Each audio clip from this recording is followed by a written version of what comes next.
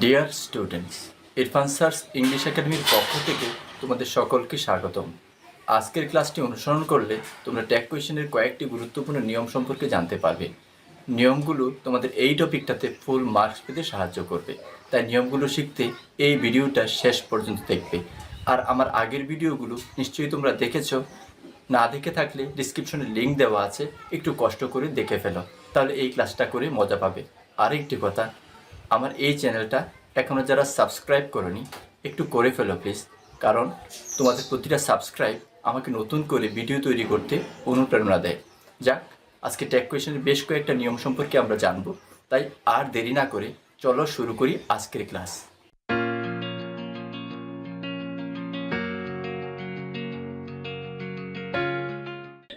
Dear students, tag কোয়েশনের আগের ক্লাসগুলোতে আমরা দেখেছিলাম auxiliary verb plus subject plus question mark নিয়ে পজিটিভ ট্যাগ, এবং অক্সিলিয়ারি ভার্ব ও নোটের short form plus subject plus question mark নিয়ে নেগেটিভ ট্যাগ গঠিত হয়। আমরা আরও দেখেছিলাম প্রদত্ত সেন্টেন্সটি নেগেটিভ হলে পজিটিভ ট্যাগ, এবং প্রদত্ত সেন্টেন্সটি পজিটিভ হলে আমরা নেগেটিভ ট্যাগ ব্যবহার করি। যাই হোক, আজকে বিশেষ কয়েকটি নিয়ম নিয়ে কথা বলবো। চলো দেখি রুল 1-এ আমাদের জন্য কী রয়েছে। এই সেন্টেন্সগুলো ভালো করে খেয়াল করো। Number 1, follow me, will you? Number 2, let me say something, will you? Number 3, let us settle the matter, shall we? এখানে কোনো সাবজেক্ট নেই, সবগুলো সেন্টেন্স ভার্ব দিয়ে শুরু হয়েছে।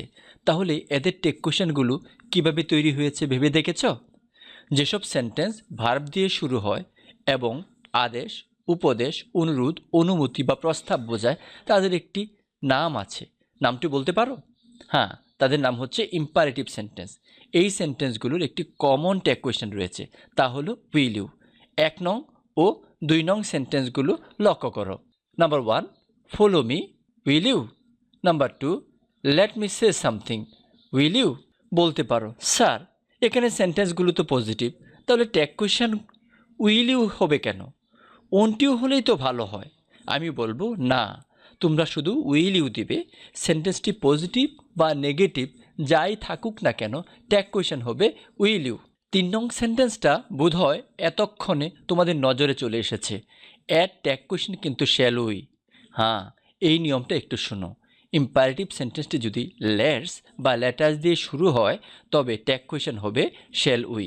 কিন্তু লেট মি বা লেট হিম এর ক্ষেত্রে হবে উইল ইউ। আশা করি নিয়মটা বুঝতে পেরেছ। নিয়মটা স্থায়ীভাবে মনে রাখার জন্য এই নোটটা চলো একবার পড়ি। প্রদত্ত সেন্টেন্সটি যদি ইম্পারেটিভ সেন্টেন্স হয়, তবে ট্যাগ কোয়েশন হবে উইল ইউ। কিন্তু প্রদত্ত সেন্টেন্সটি যদি লেটাস বা লেটস দিয়ে শুরু হয়, তবে ট্যাগ কোয়েশন হবে শ্যাল উই। চলো রুল 2-তে কী আছে দেখি।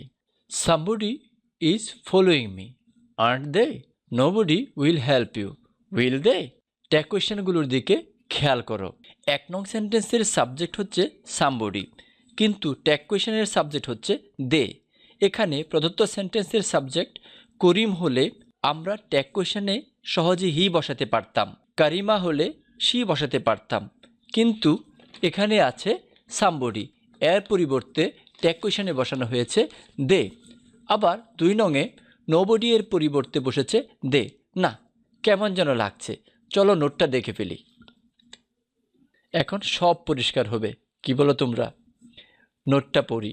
প্রদত্ত সেন্টেন্সের সাবজেক্ট যদি everybody, everyone, nobody, no one, none, somebody, someone, anybody, anyone, these এবং দোজ হয়, তবে ট্যাগ কোয়েশনের সাবজেক্ট হবে দে। আশা করি বিষয়টা এখন সবার কাছে ক্লিয়ার। তাহলে চলো পরের নিয়মটা দেখি। Number 1, one should love one's country, shouldn't one? Number 2, one should do one's duty, shouldn't one? এখানে প্রদত্ত সেন্টেন্স দুটির সাবজেক্ট হচ্ছে ওয়ান, ট্যাগ কোয়েশনে সাবজেক্ট হচ্ছে ওয়ান। আমার মনে হয় নিয়মটা বুঝে গেছো, তারপরেও নোটটা দেখি। প্রদত্ত সেন্টেন্সের সাবজেক্ট যদি ওয়ান হয়, তবে ট্যাগ কোয়েশনের সাবজেক্ট হবে ওয়ান। চলো পরের নিয়মে যাই। কেমন? সেন্টেন্সগুলো খেয়াল করো। Number 1, no nation can develop without education, can they? Every mother loves her child, don't দে?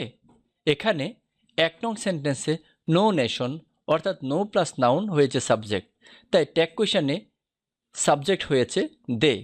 আবার 2 নং সেন্টেন্সে এভরি মাদার অর্থাৎ এভরি প্লাস নাউন হচ্ছে সাবজেক্ট, তাই ট্যাগ কোয়েশনের সাবজেক্ট হয়েছে দে। আশা করি নিয়মটা বুঝতে পেরেছ। এবার চলো দেখি নোটে কি লেখা রয়েছে। প্রদত্ত সেন্টেন্সের সাবজেক্ট যদি নো বা এভরি প্লাস নাউন হয় তবে ট্যাগ কোয়েশনের সাবজেক্ট হবে দে। আমাদের ধারণার সাথে মিলে গেছে। আশা করি এতে আর তোমাদের কোনো সমস্যা নেই। এবার পরের নিয়মে যাই।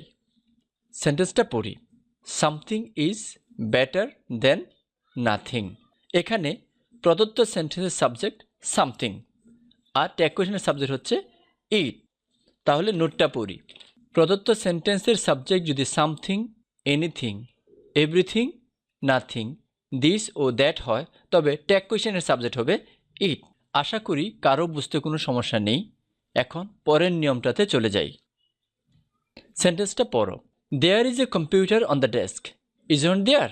সেন্টেন্সটা ভালো করে লক্ষ্য করো। প্রদত্ত সেন্টেন্সের সাবজেক্ট হচ্ছে দেয়ার এবং ট্যাগ কোয়েশনেও সাবজেক্ট হচ্ছে দেয়ার। নিয়মটা কি হতে পারে? আমার মনে হয় তোমরা বুঝে গেছো, তারপরেও নোটটা পড়ব। চলো পড়ি। প্রদত্ত সেন্টেন্সের সাবজেক্ট যদি দেয়ার হয় তবে ট্যাগ কোয়েশনের সাবজেক্ট হবে দেয়ার। ডিয়ার স্টুডেন্টস, আজকে যেসব নিয়ম শিখলাম তাদের অনুশীলনের জন্য আমি এখন তোমাদেরকে হোয়াইট বোর্ডে নিয়ে যাব। তোমরাও খাতা কলম নিয়ে প্রস্তুত হও।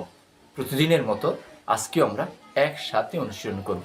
ডিয়ার স্টুডেন্টস, হোয়াইট বোর্ডে আগে থেকেই আমি কতগুলো সেন্টেন্স লিখে রেখেছি। এখন এগুলোর ট্যাগ কোয়েশ্চেন নির্ণয় করব। চলো শুরু করি। 1 নং দিয়ে শুরু করি। Please help me. এই সেন্টেন্সটা লক্ষ্য করো, এখানে কোনো সাবজেক্ট নেই, তার মানে এটা ইম্পারেটিভ সেন্টেন্স। তাহলে এটা ট্যাগ কোয়েশ্চেন কী হবে তোমরা সবাই জানো, আমরা প্রথম নিয়মেই পড়েছিলাম। এটা ট্যাগ কোয়েশ্চেন হবে উইল ইউ। তাহলে আমরা কমা দিয়ে উইল ইউ লিখে দিই, WILL you, will you question mark. ঠিক আছে, আমাদের ট্যাগ কোয়েশ্চেন শেষ। 2 নম্বর সেন্টেন্সটা লক্ষ্য করো। Don't stop. এখানে দেখো কোনো সাবজেক্ট নেই, সেন্টেন্সটা ডোন্ট স্টপ ভার্ব দিয়ে শুরু হয়েছে, তাহলে এটাও ইম্পারেটিভ সেন্টেন্স। তাহলে এটা ট্যাগ কোয়েশ্চেন হবে উইল ইউ। দেখো এখানে ডোন্ট রয়েছে, নাবোধক রয়েছে, তারপরে কিন্তু আমরা উইল ইউ বসাচ্ছি। নাবোধক হোক কিংবা হাবোধক হোক, ইম্পারেটিভ সেন্টেন্স হলে আমরা সর্বদা উইল ইউ বসাবো। Will Y O U question mark. এবার 3 নং সেন্টেন্সে যাই। দেখো এখানে লেট হিম গো। লেট হিম গো, এখানে কোনো সাবজেক্ট নেই, লেট একটি ভার্ব। এই ভার্ব দিয়ে সেন্টেন্স শুরু হয়েছে, তার মানে এটাও ইম্পারেটিভ। তার মানে এখানেও ট্যাগ কোয়েশ্চেন হবে উইল ইউ। আমরা ফুল স্টপের পরিবর্তে কমা বসিয়ে উইল ইউটা লিখে দিই। আমাদের লেখা শেষ। ওকে, 3 নংয়ের ট্যাগ কোয়েশ্চেন করা শেষ। এবার 4 নংয়ে একটু দেখি। Everyone respect him. Everyone respects him. সেন্টেন্সটা পজিটিভ, এখানে সাবজেক্ট রয়েছে এভরিওয়ান। তাহলে ট্যাগ কোয়েশ্চেনের সাবজেক্ট হবে কি তোমরা নিশ্চয়ই বুঝে গেছো। Everybody, everyone, nobody, no one এগুলো থাকলে ট্যাগ কোয়েশ্চেন সাবজেক্ট হবে দে। তাহলে ট্যাগ কোয়েশ্চেন সাবজেক্ট হবে দে। তো এখানে অক্সিলিয়ারি ভার্ব আছে কি না? না, এখানে অক্সিলিয়ারি ভার্ব নেই। তাহলে ডাস অথবা ডু ধরতে হবে, যেহেতু রেসপেক্টস ভার্ব, এটা প্রেজেন্ট সিম্পল টেন্সে দেওয়া। তাহলে এখানে ডাস বসবে না, ডাস বসবে না, কারণ আমাদের ট্যাগ কোয়েশ্চেন সাবজেক্ট হবে দে। দের সাথে তো ডাস বসে না, দের সাথে ডু বসে। তাহলে আমরা কমা বসাবো। তারপরে যেহেতু সেন্টেন্সটা পজিটিভ, ট্যাগ কোয়েশ্চেন হবে নেগেটিভ, তাহলে অক্সিলিয়ারি ভার্ব প্লাস নটের শর্ট ফর্ম। তাহলে ডু এবং নটের short form don't, DON apostrophe T, don't, THEY, don't they question mark. Okay, tag question এটাও আমাদের কমপ্লিট। 5 নম্বরে আসো। Nobody likes a man of bad temper. This sentence is negative, nobody, because there is nobody in the sentence. Nobody থাকার কারণে সেন্টেন্সটা negative হয়ে গেছে। তো ট্যাগ কোয়েশ্চেন হবে পজিটিভ। তো এখানে অক্সিলিয়ারি ভার্ব আছে? নাই, এখানে অক্সিলিয়ারি ভার্ব নেই। এখানে লাইকস দেওয়া আছে, মূল ভার্ব দেওয়া আছে। তো আগের মতো এই ক্ষেত্রে আমরা ডু ভার্বের হেল্প নিব, কিন্তু যেহেতু সাবজেক্ট ট্যাগ কোয়েশ্চেনের সাবজেক্ট যেহেতু হবে দে, তাই আমরা বসাবো ডু। তাহলে ডু দে, শুধু ডু দে হবে, যেহেতু ট্যাগ কোয়েশ্চেনটা হবে অ্যাফার্মেটিভ অর্থাৎ পজিটিভ। তাহলে আমরা ডু দে বসিয়ে দিচ্ছি, do they, THEY, do they question mark, do they. 6 নম্বর সেটের সাথে যাই। To shine in life, one is to help one. 6 নম্বর, no to shine in life, এটা কিন্তু সেন্টেন্স না, এটাও এক্সটেনশন। আমাদের মূল সেন্টেন্সটা শুরু হয়েছে ওয়ান থেকে, one is to help one. এখানে ওয়ান হচ্ছে সাবজেক্ট। আমরা জানি ওয়ান যদি সাবজেক্ট হয় টেক কোয়েশনের সাবজেক্টও ওয়ানই হবে, তাহলে আমরা ওয়ান বসাবো। তাহলে অক্সিলিয়ারি ভার্ব হচ্ছে ইজ অফ, তাহলে মিলে গেছে। ইজ অক্সিলিয়ারি ভার্ব দেওয়া আছে, তার মানে ইজ অন। হাবোধক সেন্টেন্সটা আমরা নাবোধক করতে হবে, ইজ এবং নটের শর্ট ফর্ম বসাবো আগে। ইজ এবং নটের শর্ট ফর্ম ইজ এবং নটের short form N apostrophe T, এবার one, O N E, one, question mark. আমাদের টেক কোয়েশ্চেন শেষ। এবার number 7, every rose has thorns. প্রত্যেক ফুলের কাঁটা আছে, প্রত্যেক গোলাপের কাঁটা আছে। এখানে সাবজেক্ট হচ্ছে এভরি রোজ, অর্থাৎ এভরি প্লাস নাউন, তাহলে টেক কোয়েশ্চেন সাবজেক্ট হবে দে, আর এখানে অক্সিলিয়ারি ভার্ব হ্যাজ। তাহলে আমরা কি করব, আমরা এখান থেকে কমা দিয়ে দিব, তারপরে হ্যাজ নট দিতে হবে না, হ্যাভন্ট দিয়ে দিতে হবে। তাহলে HAVEN apostrophe T, haven't they, THEY, haven't they, haven't they. তারপর আসো, this is my pen. This is my pen, এই সেন্টেন্সটা পজিটিভ, টেক কোয়েশ্চন হবে নেগেটিভ, কিন্তু সাবজেক্ট হচ্ছে দিস।